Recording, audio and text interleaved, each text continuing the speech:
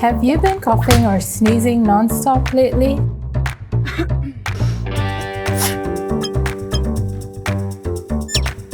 Keep calm, don't panic. The risk of contracting the novel coronavirus, or 2019 nCoV, is low unless you have recently traveled to China or been exposed to an infected person. Coronavirus symptoms are similar to the flu, such as fever, shortness of breath, and coughing. Here's what you can do. Number 1. Stay home except to get medical treatment.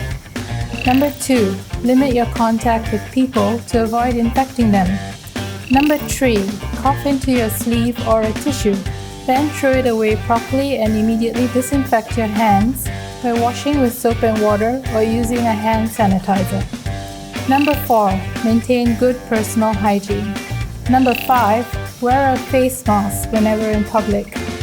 See a doctor right away if you have these symptoms: shortness of breath or rapid breathing, coughing blood or blood-streaked sputum, chest pain, or a persistent or recurrent fever that lasts beyond 3 days.